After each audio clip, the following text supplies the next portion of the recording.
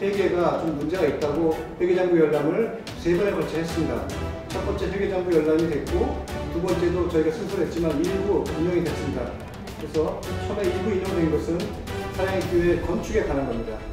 그래서 건축비하고 대출비, 대출 얼마 남았나 이런 거하고 그냥 설계 도서에 대한 인용을 받았습니다.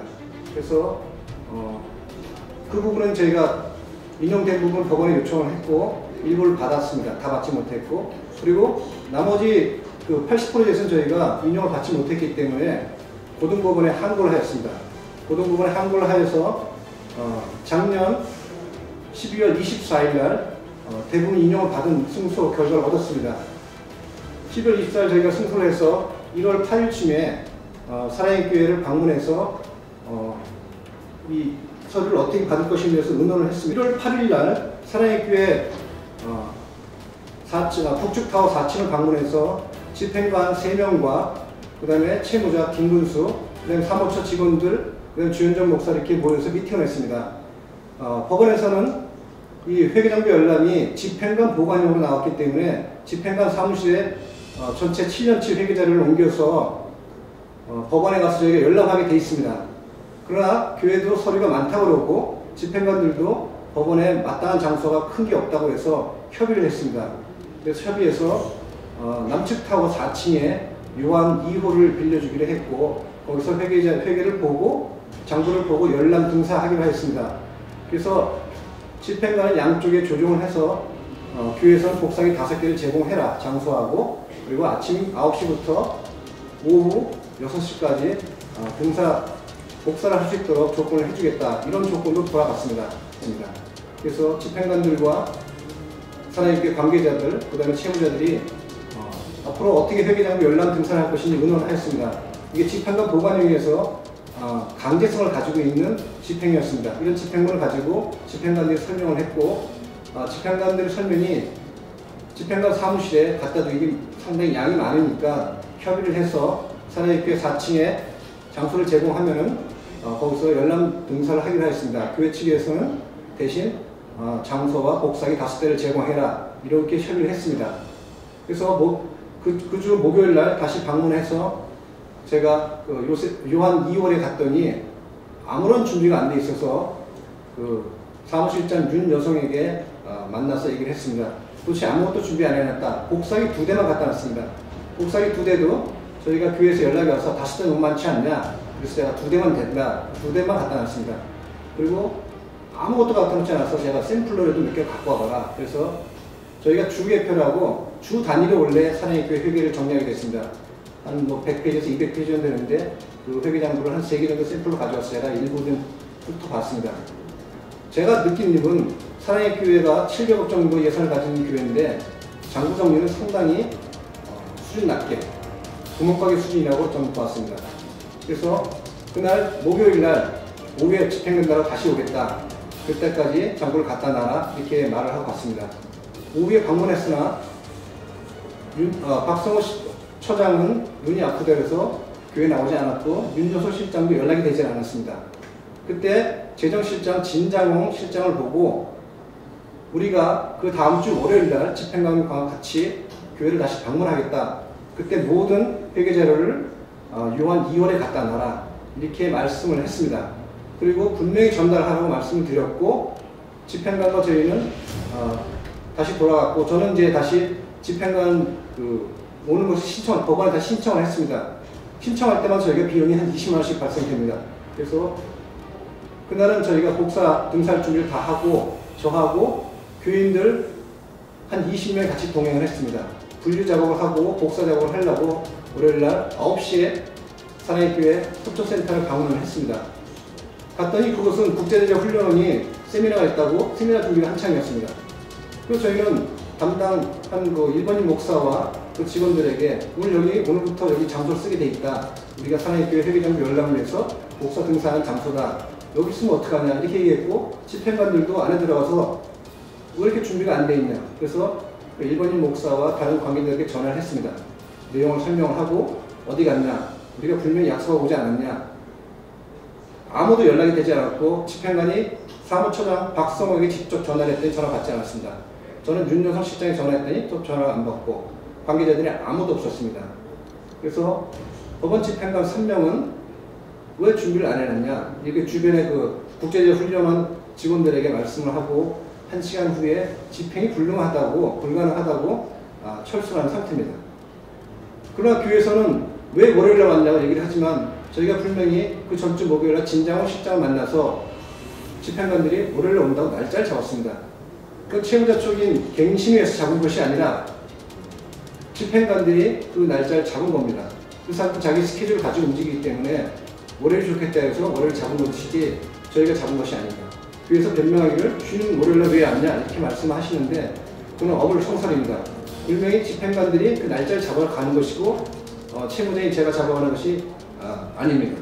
그래서 교회에서는 월요일에 왔다고 자기 쉴 때 왔다고 잘못됐다고 하지만 그건 분명히 아니면 저희가 밝혀줍니다.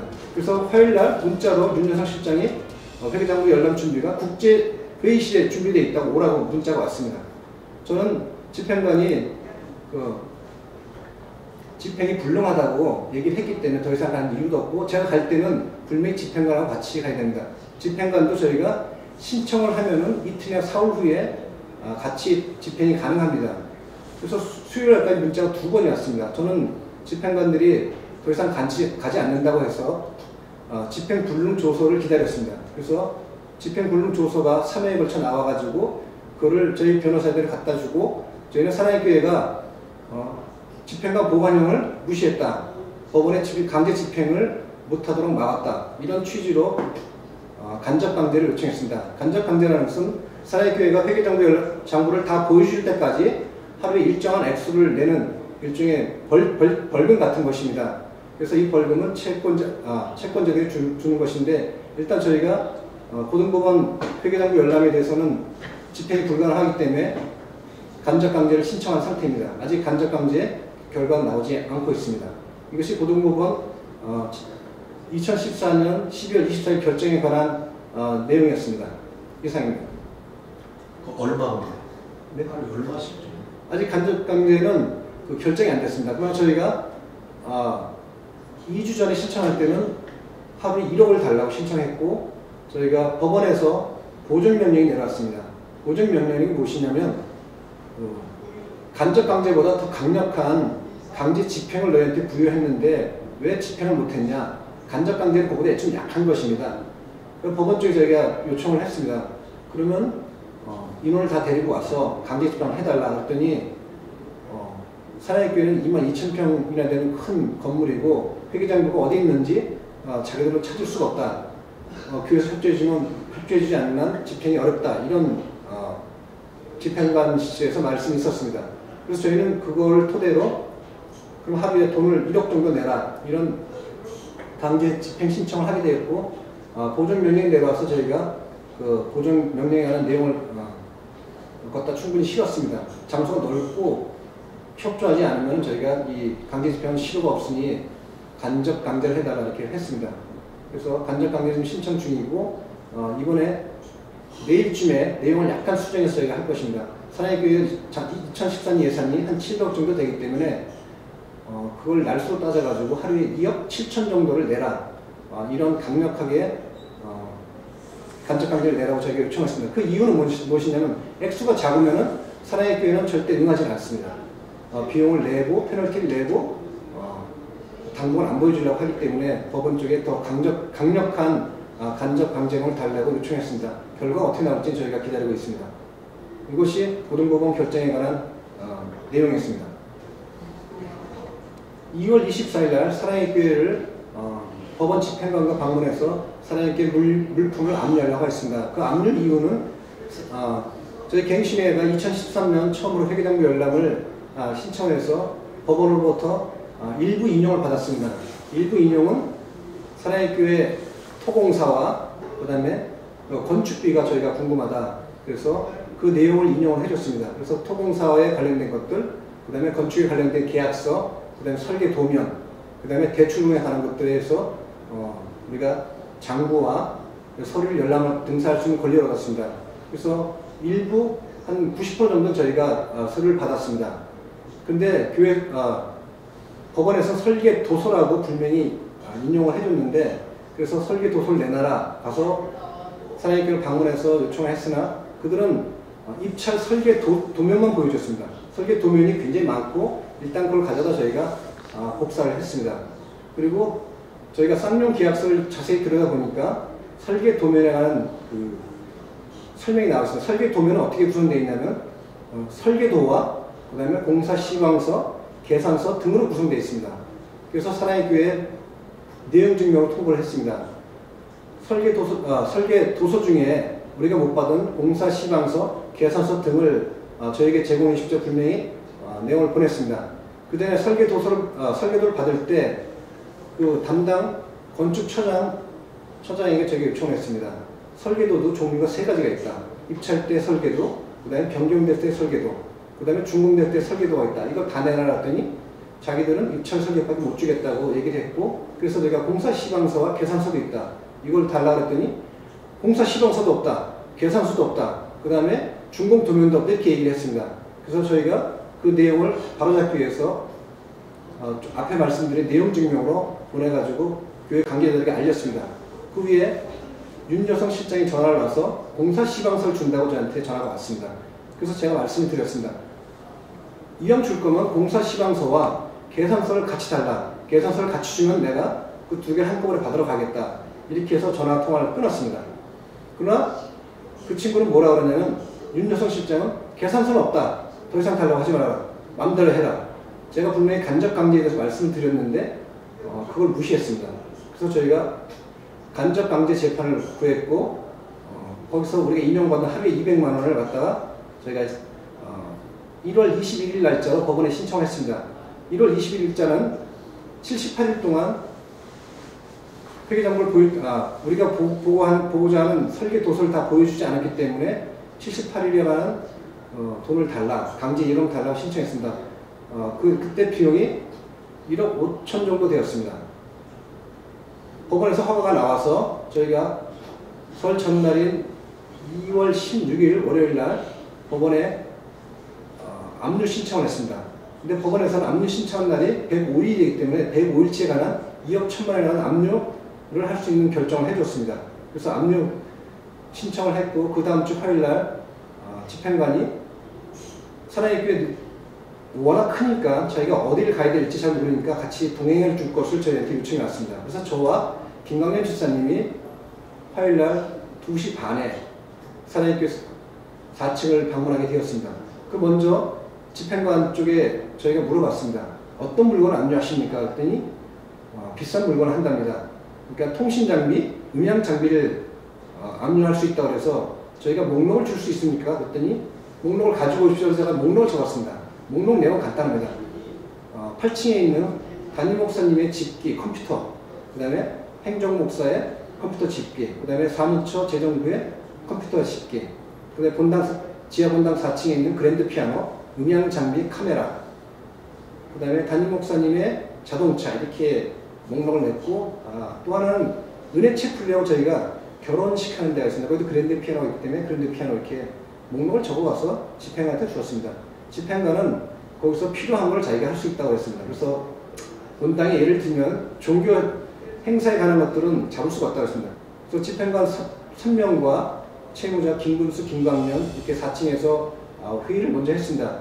사무처 직원들은 왜 압류가 들어온지 내용조차 모르기 때문에 집행관들이 법원의 결정문과 간접강제 결정문을 보여주면서 이게 기한이 지났기 때문에 압류 신청이 들어와서 압류를 하게 됐습니다. 우리는 압류 명령이 왔기 때문에 압류를 한 거기 때문에 그걸 집행하러 왔습니다. 이렇게 되어 있습니다. 마치 저희가 압류한 것처럼 하지만 저희는 참관을 하는 거고 동행 요청이 와서 위치를 가르쳐 주는 것뿐입니다. 그래서 그런 내용을 보더니 교회 관계자 주현정 목사와 윤여성 실장이 저와 김광현 목사를 떠밀고 카메라를 던지고 저희 카메라에 있는 내용이 담겨있는 메모리 카드를 뽑아가서 돌려주지 않습니다. 카메라는 렌즈가 깨진 상태고요. 그래서 저희는 상당히 모욕적이고 명예훼손에 관한 욕들도 많이 들었기 때문에 이거에 대한 책임을 분명히 물으려고 합니다. 그래서 집행관들은 그럼 일단 집행할 수 있는 것을 먼저 하겠다. 그래서 재정부와 사무처 쪽에 컴퓨터 집기를 압류를 했습니다.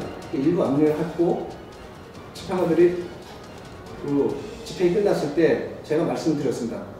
그 사무처장님께 본당, 지하 본당 4층을 열어주십시오. 거기를 집행을 하겠습니다. 그랬더니 뭐 기다려달라 하면서 열쇠를 주지 않고 열지 못했습니다. 그때 집행관이 하는 말씀이 선생님 이렇게 하시면 법이 뭐가 됩니까? 이건 그래서 그 뜻은 뭐냐면 공무 집행을 방해했다는 얘기죠. 그래서 다음에 올 때는 열쇠공을 대동해서 오겠습니다. 압류할 때 그런 말을 남기고 저희와 같이 압류가 더 이상 안 되기 때문에 철수를 했습니다. 그래서 집행법원에서 날짜가 새로 잡히면은 압류하러 다시 이제 사장님께 찾아갈 예정입니다. 저희는 저희가 마치 예배를 방해하려고 압류를 했다는 것처럼 사회교회에서 호도를 하는데 그렇지는 않습니다. 제가 알 수 있는 가장 비싼 물건이 있는 것은 본당입니다. 본당의 음향기계는 굉장히 비쌉니다. 카메라와 그랜드 피아노가 굉장히 비쌉니다. 그걸 압류를 하면 사용할 수가 있습니다. 교회에서 마치 사용 못하는 것처럼 있지만 그 압류 딱지도 집행관들이 잘 안 보이는 곳에 붙인다고 했습니다. 그래서 사용하는데 아무런 문제가 없고 나중에 저희가 요청한 2억 1천만 원이 회수가 안 될 경우에는 그걸 공매를 공개적으로 이제 팔면 그 채권을 저희가 회수하게 돼 있는 것입니다.